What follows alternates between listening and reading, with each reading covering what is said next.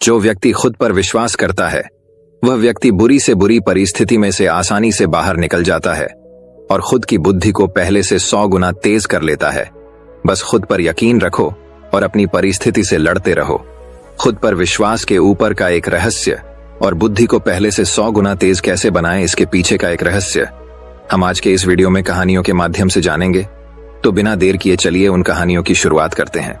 पहली कहानी, बुद्धिमान व्यक्ति के 12 लक्षण। बुद्धिमान व्यक्ति वह है जो सही समय पर सही निर्णय लेता है, सही काम करता है और सही समय पर सही बात कहता है। बुद्धि स्कूल या कॉलेज में नहीं मिलती, वहां ज्ञान मिलता है, लेकिन ज्ञान को व्यवहारिकता में लाना ही बुद्धिमत्ता कहलाती है। जो व्यक्ति जीवन में कठिन से कठिन परिस्थितियों का भी समाधान ढूंढ लेता है वही बुद्धिमान कहलाता है। एक समय की बात है, बुद्ध के कुछ शिष्य इस बात पर बहस कर रहे थे कि बुद्धिमान व्यक्ति कौन है, उसके लक्षण क्या हैं और वे कौन सी आदतें हैं जो उसे बुद्धिमान बनाती हैं। काफी देर तक बहस करने के बाद जब वे एक दूसरे के उत्तरों से संतुष्ट नहीं हुए तो उन्होंने अपने बुद्ध के पास जाने का फैसला किया। वे सभी अपने बुद्ध के पास पहुंचे और उन्हें अपना प्रश्न बताया। बुद्ध शिष्यों का प्रश्न सुनकर मुस्कुराए और बोले, बुद्धिमान व्यक्ति को कहा जाता है, बुद्धिमान अपने कुछ गुणों के कारण बुद्धिमान व्यक्ति में ये 12 गुण पाए जाते हैं। पहला गुण, बुद्धिमान लोग अपने मन का रहस्य किसी को नहीं बताते। बुद्धिमान लोग जानते हैं कि जो व्यक्ति आज हमारा मित्र है वह मेरा शत्रु बन सकता है, इसलिए ये अपनी निजी बातें, अपनी कमजोरियां और अपने राज किसी को नहीं बताते।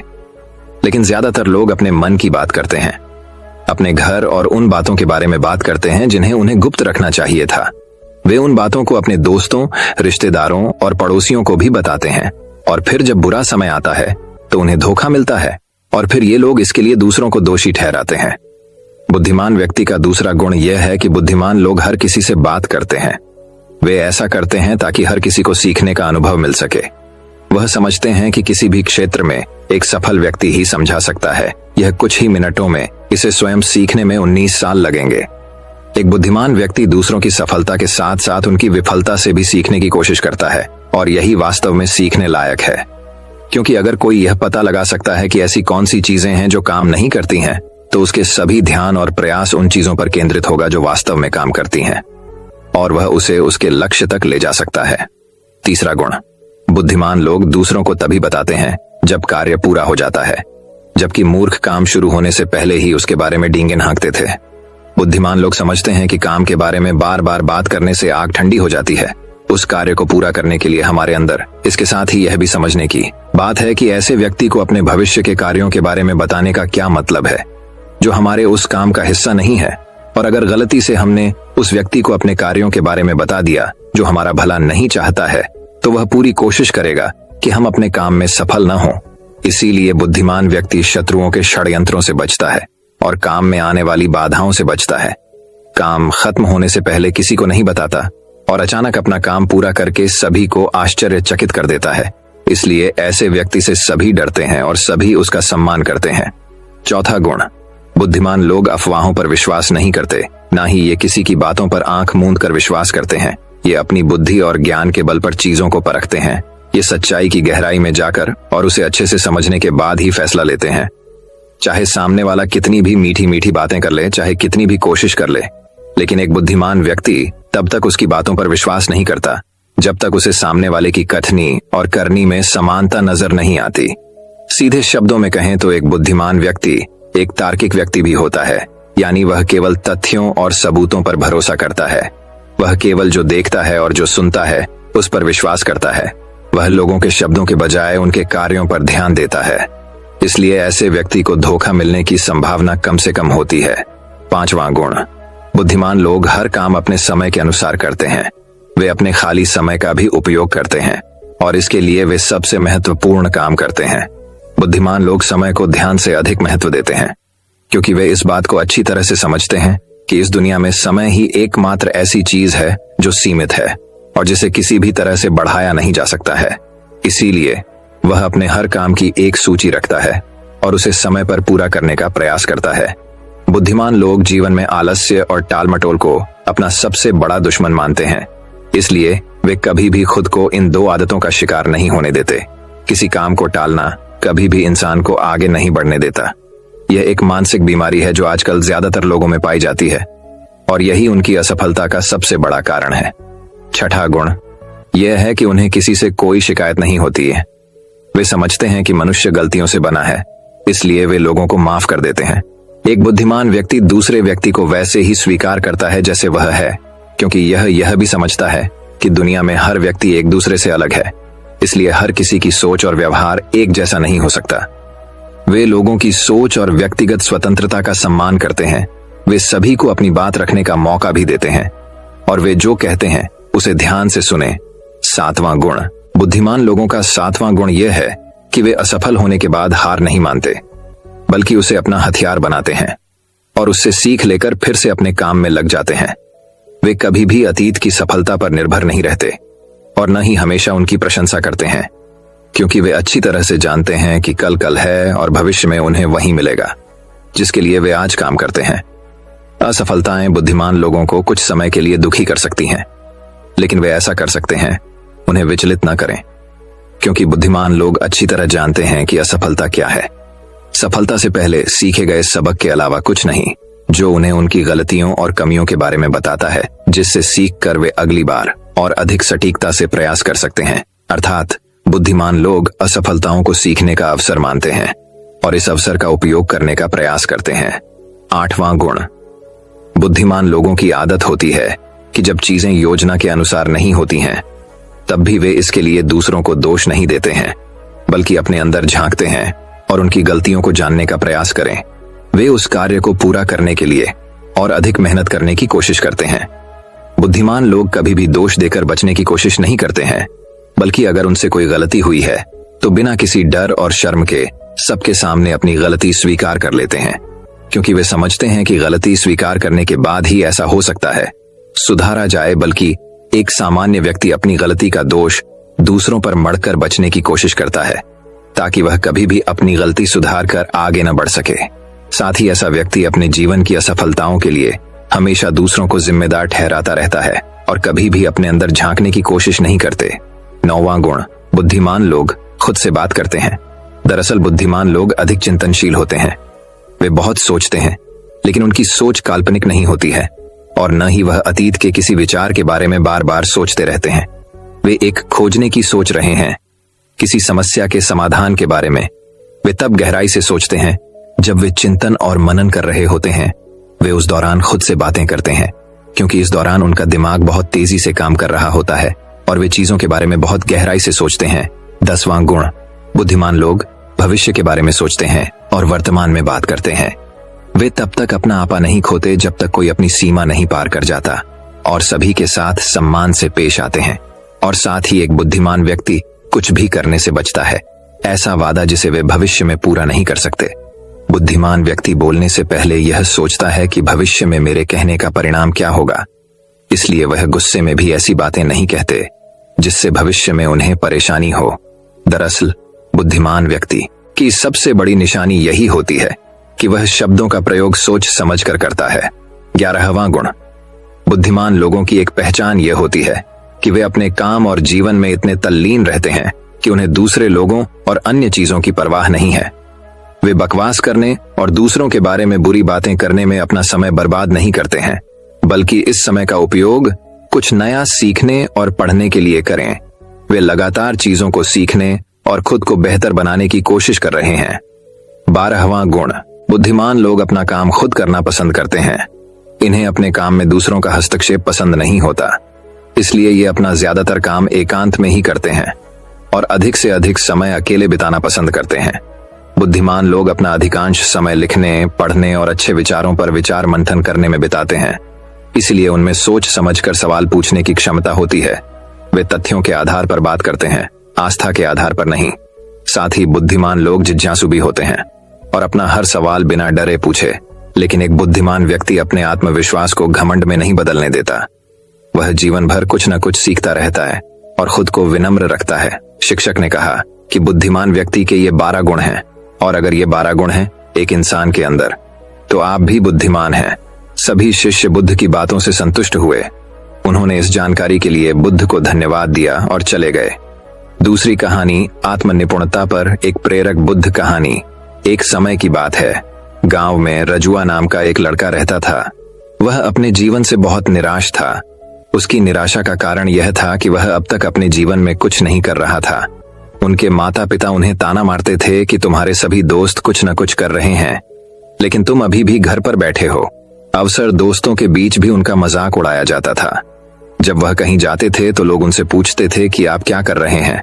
उन्हें यह बताने में शर्म आती थी कि वह कुछ नहीं करते हैं। धीरे धीरे उन्होंने रिश्तेदारों के यहाँ जाना और लोगों से मिलना जुलना कम कर दिया। वह ज्यादातर समय घर पर ही रहता है।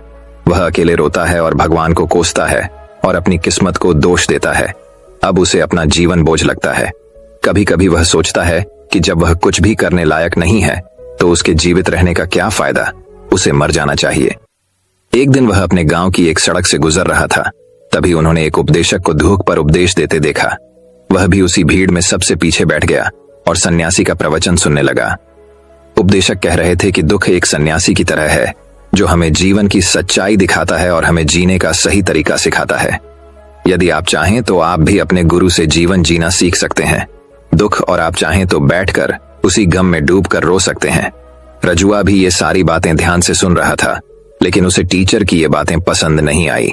उन्होंने खड़े होकर कहा कि कुछ भी सिखाने से उदासी दूर नहीं होती। दुख ही दुख देता है।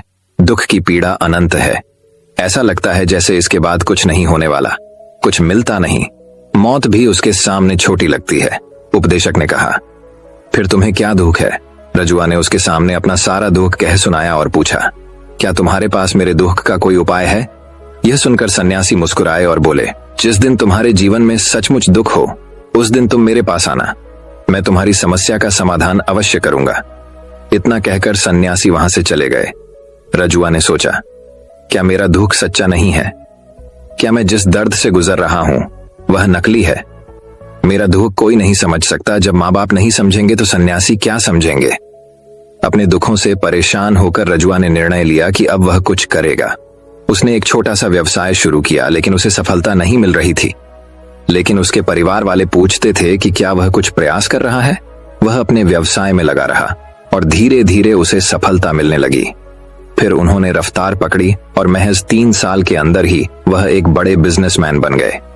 अब रजुआ के आसपास ऐसे कई लोग थे जो उसकी परवाह करते थे, जो उससे प्यार करते थे, उसके काम की प्रशंसा करते थे। अब तो उसके परिवार वाले भी उसकी तारीफ करते नहीं थकते थे। दिन ब दिन उसके दोस्तों की संख्या बढ़ती जा रही थी। अब वह अपने जीवन से बहुत खुश था। उसके कुछ दोस्तों ने उसे सलाह दी कि जब तुम एक बड़े व्यापारी बनकर इतने खुश हो तो सोचो, अगर तुम इस शहर और इस राज्य के सबसे बड़े व्यापारी बन जाओगे तो तुम्हें कितनी खुशी होगी, कितने लोग आपसे जुड़ना चाहेंगे, आपकी कितनी प्रसिद्धि है और स्वयं राजा भी आपसे मित्रता करना चाहेंगे। दोस्तों की यह बात रजुआ के दिमाग में घर कर गई। अब वह अधिक धन कमाने का प्रयास करने लगा, लेकिन उसे यह सब बहुत जल्दी चाहिए था।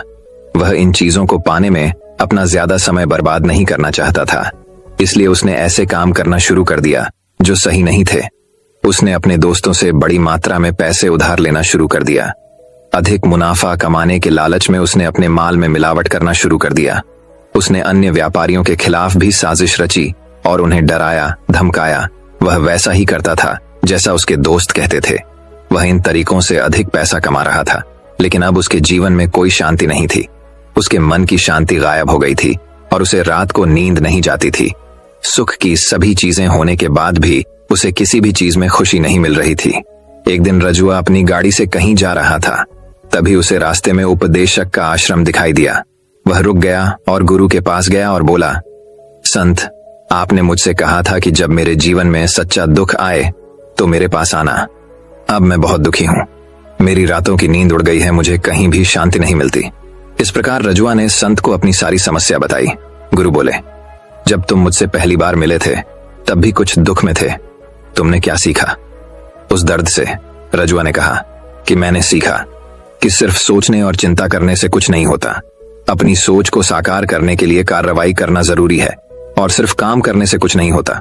अपने काम को अंतिम चरण तक ले जाना भी जरूरी है, चाहे रास्ते में कितनी भी कठिनाइयां आए, मन कितना भी निराश हो, कितना भी लगे कि अब कुछ नहीं होने वाला। तभी यकीन मानिए कि मैं जो भी कर रहा हूं उसमें जरूर सफल होऊंगा। लोग सिर्फ सफल लोगों की ही इज्जत करते हैं, चाहे कोई कितना भी अच्छा क्यों ना हो। लोगों की नजरों में वह हमेशा बोझ ही होता है। ये सब सुनकर उपदेशक मुस्कुराए और बोले, ये वास्तविक दुख नहीं है। जब आपके जीवन में वास्तविक दुख हो तो मेरे पास आओ, मैं इसे ठीक कर दूंगा। रजुआ ने जाते समय आरशी को सोने के सिक्कों से भरा एक बर्तन दिया। घड़े को देखकर सन्यासी ने कहा कि यह मेरे किसी काम का नहीं है, उस पेड़ के नीचे गड्ढा खोदकर गाड़ दो। आरशी के कहे अनुसार रजुआ ने घड़ा पेड़ के नीचे दबा दिया और वहां से चला गया। कुछ दिनों तक व्यापार अच्छा चलने लगा, लेकिन बिजनेस के गलत तरीके के कारण धीरे धीरे उन्हें बिजनेस में घाटा होने लगा। उसकी सारी संपत्ति धीरे धीरे खत्म होने लगी और एक दिन ऐसा आया जब उसके पास कुछ भी नहीं बचा और वह कर्ज के बोझ में दब गया था। लेकिन वह निश्चिंत था क्योंकि उसने अपना सारा कर्ज अपने दोस्तों से ले लिया था। उसने सोचा था कि उसके दोस्त बुरे समय में उसका साथ देंगे, लेकिन ऐसा कुछ नहीं हुआ। बुरा वक्त आते ही दोस्त सबसे पहले उससे उधार मांगने लगे। कर्ज न लौटाने पर उन्होंने उसे जान से मारने की धमकी भी दी। उसके सभी शुभचिंतकों और प्रियजनों ने उससे मुंह मोड़ लिया। उसके दोस्त जो उसके साथ मौज मस्ती करते थे अब उससे दूर भाग रहे हैं। उसके परिवार वाले उसकी गलतियां और कमियां गिनाने लगे। उसकी सारी संपत्ति नीलाम हो गई और उसके पास कुछ भी नहीं बचा। रजुआ में गहरी उदासी छा गई। उसके आसपास कोई नहीं था जो उसका दुहक समझ सके, जो उसे संभाल सके। लोगों के इस धोखे से वह अंदर से टूट गया था। सोचने लगा कि अब जीने का क्या मतलब, अब तो मौत ही सहारा है। वह आत्महत्या करने के लिए पहाड़ी पर गया। तब उसे याद आया कि सन्यासी ने उससे कहा था कि जब तुम्हारे जीवन में कोई वास्तविक दुहक हो तो मेरे पास आना। रजुआ आरशी के पास गया और अपनी सारी व्यथा बताई। आंखों में आंसू भरते हुए उसने कहा, ऋषि कृपया मेरे दुख का निवारण करें। सन्यासी ने कहा कि जब तुम्हें जीवन में वास्तविक दुख हो तो मेरे पास आना, मैं उसे अवश्य ठीक कर दूंगा। रजुआ ने कहा कि इस समय मेरे जीवन में जो हो रहा है वह दुख नहीं है। आखिर वास्तविक दुख क्या है? आरशी, सबसे पहले आप मुझे बताओ, तुमने अपने कह से क्या सीखा? रजुआ ने कहा कि मैंने सीखा है कि जो लोग हमारी सफलता और प्रगति के कारण हमारे जीवन में आए हैं वे निश्चित रूप से हमें धोखा देंगे, क्योंकि वे बुरे समय में हमारे साथ नहीं खड़े होंगे। वे केवल हमारा फायदा उठाएंगे, अच्छे समय में और बुरे वक्त में हमारा साथ छोड़ देते हैं। भरोसा उन्हीं लोगों पर करो जो हमारे बुरे वक्त में हमारा साथ देते हैं, लेकिन ऐसे लोग बहुत कम होते हैं। लेकिन जिनके पास होते हैं उन्हें उनकी कद्र करनी चाहिए, उनका अपमान नहीं करना चाहिए। मैंने यह भी सीखा कि कभी भी किसी के खिलाफ साजिश नहीं करनी चाहिए। अपना काम ईमानदारी और धैर्य से करना चाहिए और कभी भी लालच नहीं करना चाहिए। अपने सारे दुख और अनुभव सुनाने के बाद रजुआ आंखों में आंसू लेकर आरशी के सामने बैठ गया। कुछ देर बाद साधु उठे और पेड़ के नीचे गड्ढा खोदकर घड़ा निकाल लिया जो सोने के सिक्कों से भरा हुआ था। उसने उसे रजुआ को दे दिया और कहा कि जब तुम्हारे जीवन में वास्तविक दुख हो तो मेरे पास आना। रजुआ ने अपने सन्यासी को धन्यवाद दिया और उन्हें प्रणाम किया और चला गया।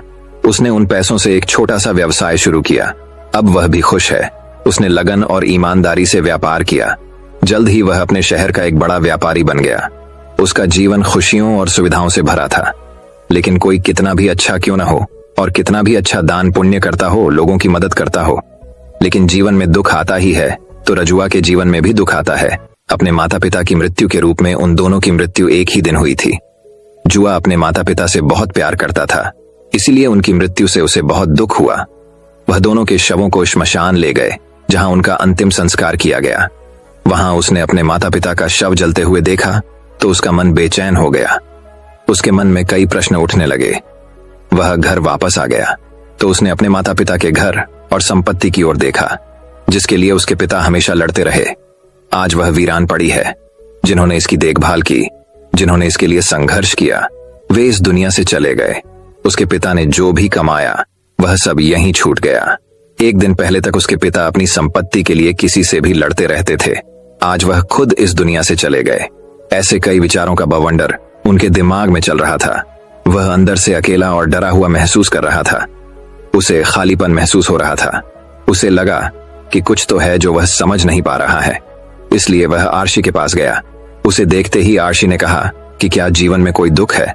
रजुआ ने कहा, वैसे तो जीवन में कोई दुख नहीं है मालिक, सब खुश है, सब कुछ अच्छा चल रहा है। लेकिन आज मेरे माता पिता की मृत्यु हो गई है। मैं इस घटना से बेहद दुखी और परेशान हूं। गुरु ने कहा, इसमें दुखी होने की क्या बात है? एक दिन सभी के प्रियजनों को मरना है। न कोई कभी जीवित रहा है और न कभी जीवित रहेगा। एक दिन तुम्हें भी मरना है। हो सकता है तुम कल ही मर जाओ या तुम आज भी मर सकते हो। रजुआ ने कहा, आप क्या कह रहे हैं मास्टर? मैं भी मर जाऊंगा, लेकिन मैं अभी जवान हूं। गुरु ने कहा कि हर कोई इस भ्रम में जी रहा है कि मौत केवल दूसरों को आती है, बड़े लोगों को आती है, लेकिन जवान बूढ़ों से पहले मर जाते हैं, बच्चे मर जाते हैं। मृत्यु का किसी की उम्र से कोई लेना देना नहीं है, यह सभी को प्रभावित करती है। गुरु के ये शब्द रजुआ के दिमाग में घुस गए और वह चुपचाप चला गया, लेकिन उसका मन अभी भी बेचैन था। वह खालीपन महसूस कर रहा था। वह सारा दिन अपने बारे में ही सोचता रहा कि वह कौन है, इस दुनिया में क्यों आया, क्या जीवन का लक्ष्य सिर्फ चीजों का उपभोग करना और मर जाना है। ऐसे कई सवाल उसके मन में लगातार उठ रहे थे, लेकिन उसे अपने किसी भी प्रश्न का उत्तर नहीं मिल पा रहा था और उसका दुख दिन ब दिन बढ़ता ही जा रहा था। तभी कुछ दिनों के बाद वह फिर गुरु के पास पहुंचा और बोला कि गुरुजी, मैं बहुत दुखी हूं, क्योंकि मैं नहीं जान पा रहा हूं कि मैं कौन हूं और मैं इस संसार में क्यों आया हूं। यह सुनकर अध्यापक मुस्कुराए और बोले, आज तुम्हारे जीवन में पहली बार सच्चा दुहक उत्पन्न हुआ है। यही तो वास्तव में असली दुहक है। हम नहीं जानते कि हम कौन हैं, क्यों आए हैं, क्या करें, कैसे करें। रजुआ ने अपने गुरु से उसके दुहक का निवारण करने को कहा। सन्यासी ने कहा कि हम सभी मनुष्य जीवन भर संग्रह करते रहते हैं। रजुआ ने कहा कि सभी मनुष्य जीवन भर धन, सम्मान, परिवार, प्रतिष्ठा, मित्र, शत्रु आदि का संग्रह करते रहते हैं। सन्यासी ने पूछा, क्या हम एकत्र किए गए कुछ में से कुछ ले सकते हैं? हमारे साथ बातें। रजुआ ने कहा, नहीं गुरु, उनके साथ कुछ नहीं जाएगा। मेरे माता पिता के साथ कुछ नहीं गया, सब यहीं छोड़ गए, घर, परिवार, संपत्ति, सब कुछ। गुरु ने कहा, अब मेरी बात ध्यान से सुनो। इस संसार में हमें जो संग्रह करना चाहिए वह संग्रह नहीं करते। चीजें सामने आ जाती हैं, लेकिन हम उन्हें देखने की कोशिश नहीं करते हैं। इस दुनिया में हमें केवल अपने आप को इकट्ठा करना है। हमें खुद को इकट्ठा करना है ताकि हम एकजुट हो सकें, ताकि जब हम मरें और खुद को पहचानने में सक्षम हो सकें तो हम अंदर से विभाजित हो जाएं। हम प्रेम, घृणा, क्रोध, ईर्ष्या, क्रूरता, धन, पद, प्रतिष्ठा, सम्मान, पहचान, धर्म, जाति, ऐसी सैकड़ों हजारों चीजों और इच्छाओं में विभाजित हैं। हम विभाजित हैं और टुकड़ों में जीवन जी रहे हैं। इस विभाजन के कारण हमारी चेतना कभी एक नहीं हो सकती। हमारी चेतना शक्ति बिखरी हुई है, इसलिए हमारे पास इतना समय नहीं है, इतनी ऊर्जा नहीं है कि हम पलटकर अपने भीतर देख सकें। दरअसल धन, सम्मान और सुविधाओं की कमी को लोग दुहक समझते हैं, और जीवन भर जो लोग दुख कहकर रोते रहते हैं और समाधान खोजने की कोशिश करते हैं, उन्हें कभी भी उसका समाधान नहीं मिल पाता, क्योंकि जिसे लोग दुख कहते हैं वह वास्तविक दुख नहीं है। यह सिर्फ एक आदमी की इच्छा है, उसकी इच्छा है जो अपूरणीय है, इसीलिए यहां व्यक्ति को कभी दुख नहीं मिला। ऐसे दुखों का समाधान इसलिए इन सबसे परे। यदि आप अपने दुखों का अंतिम समाधान चाहते हैं तो सबसे पहले अपने आप को इकट्ठा करें।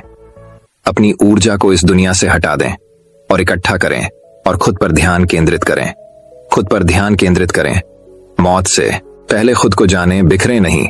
रजुआ ने कहा, तो गुरु, चाहे हम इस दुनिया को छोड़ दें, अपनी सभी इच्छाओं को मार देना चाहिए, किसी से प्रेम नहीं करना चाहिए, धन का संग्रह नहीं करना चाहिए, सम्मान की आशा छोड़ देनी चाहिए।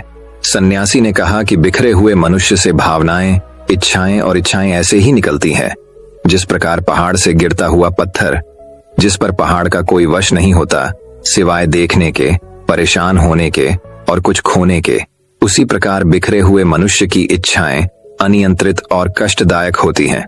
उसका अनियंत्रित मन इच्छाएं और कल्पनाएं करता रहता है और इससे दुख होता है।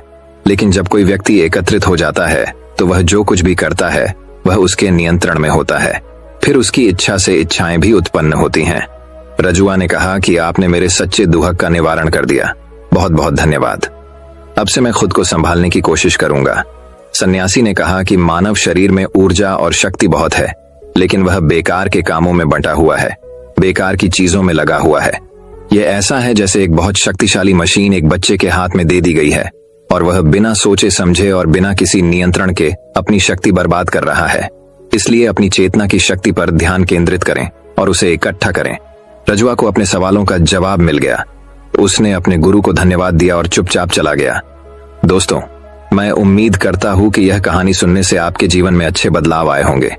आपको इस वीडियो से क्या सीखने मिला ये कमेंट करके जरूर बताएं और अपने परिवार, दोस्तों या आपके करीबी इंसान के साथ ये कहानी शेयर करके उन्हें भी इस ज्ञान से परिचित करवाएं। बाकी अगर आपको ये वीडियो दिल से अच्छी लगी हो तभी इस वीडियो को लाइक कर देना, और आपने अब तक इस चैनल को सब्सक्राइब न किया हो तो चैनल को सब्सक्राइब भी जरूर कर देना। आपका हर दिन शुभ हो और खुशियों से आपका जीवन भरा रहे। धन्यवाद। नमो बुद्धाय।